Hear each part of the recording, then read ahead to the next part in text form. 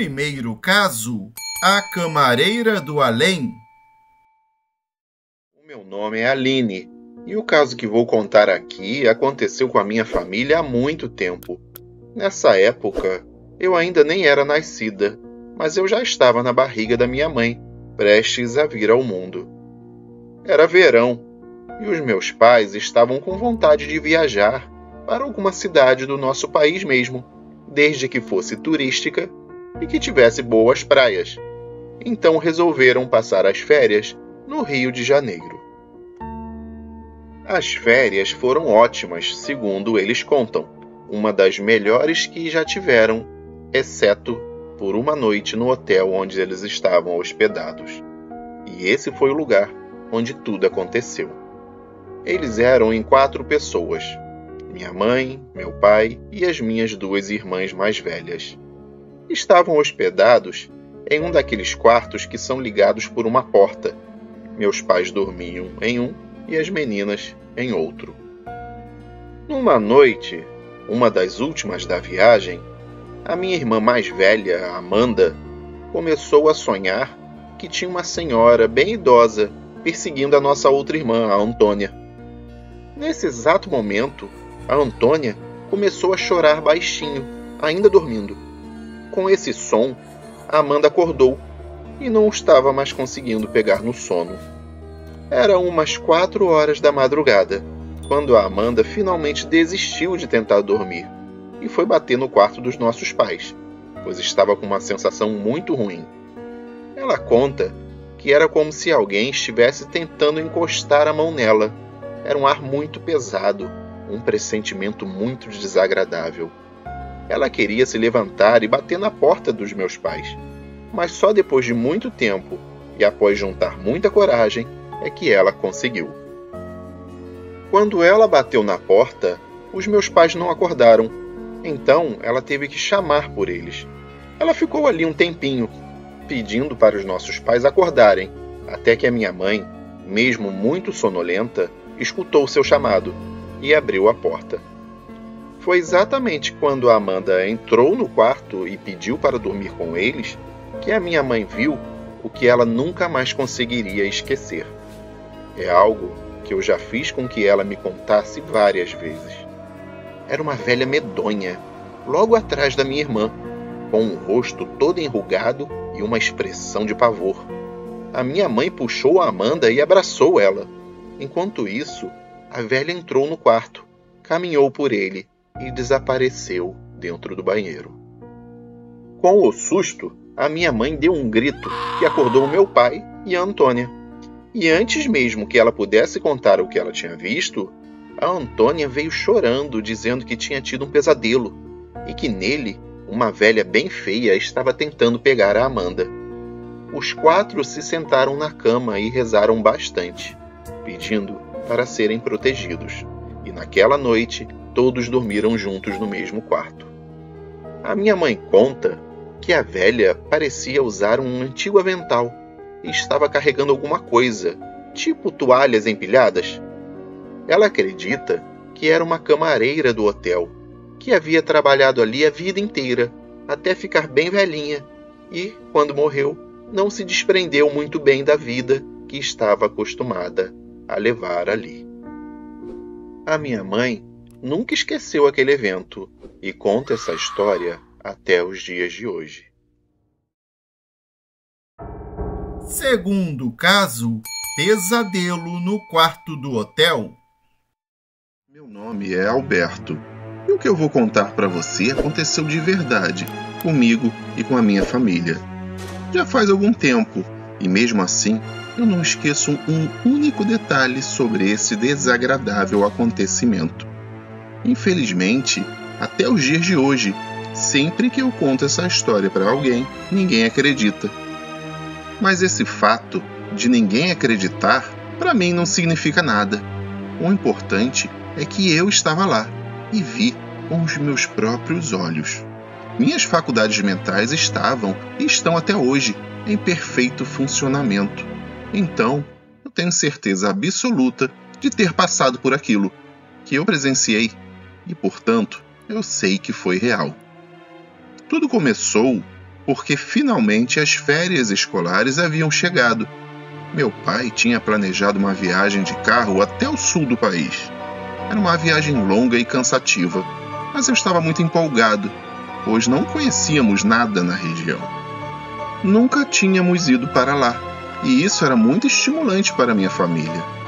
Queríamos sentir aquele gostinho de aventura, portanto, não planejamos muita coisa. Não tínhamos em mente nenhum lugar específico para nos hospedar, nem hotel algum reservado. Nós visitaríamos várias cidades que queríamos conhecer e ficaríamos um tempinho em cada uma, escolhendo onde se hospedar casualmente mesmo. Foi justamente em uma delas que aconteceu a minha história. Era uma pequena e simpática cidade típica do interior. Assim que chegamos nela, fomos direto ao primeiro hotel que vimos, para nos registrar, pois já era tarde da noite, e resolvemos deixar os passeios para a manhã do dia seguinte. Estávamos exaustos e só pensávamos em descansar. Desse modo, fomos para os quartos dormir. Meu pai e a minha mãe pegaram um confortável quarto com cama de casal. Enquanto isso, meu irmão e eu pegamos outro quarto com 2 camas de solteiro. Não era um quarto com ar muito agradável. De cara, ele me deu uma sensação muito estranha. Eu tinha a impressão de que alguém nos observava o tempo todo, de dentro do quarto mesmo. Mas eu concluí que isso era coisa da minha cabeça, e que o aposento, para repousar, estava muito bom. Eu só queria esticar o corpo e relaxar. Assim que nos acomodamos no quarto, o meu irmão, de tão cansado que estava, desabou em uma das camas e dormiu com a mesma roupa que estava vestindo durante o dia, por cima das cobertas mesmo. Eu, depois de ter me preparado normalmente para dormir, apaguei a luz e deitei na outra cama. Tudo parecia muito bem e eu consegui pegar logo no sono. Entretanto, por volta de 2 horas da madrugada, comecei a sentir um incômodo e acabei acordando. Estranhamente, meus ouvidos captaram o som de passos pelo quarto. A janela estava fechada, mas a cortina entreaberta deixava adentrar um pouco de luz do letreiro que iluminava a fachada do hotel. Eu estava olhando a parede, então virei a cabeça para ver por que o meu irmão estaria andando pelo quarto, já que ele estava muito cansado quando chegamos e tinha ido logo dormir. Quando eu olhei na direção da outra cama, vi que ele ainda estava lá, deitado do mesmo jeito, com as mesmas roupas e ainda por cima das cobertas. Notei que ele dormia profundamente, inclusive nem tinha se mexido. Pensei que o som poderia ter vindo do lado de fora do hotel e fechei os olhos para tentar dormir de novo. Foi então que novamente ouvi aqueles sons estranhos.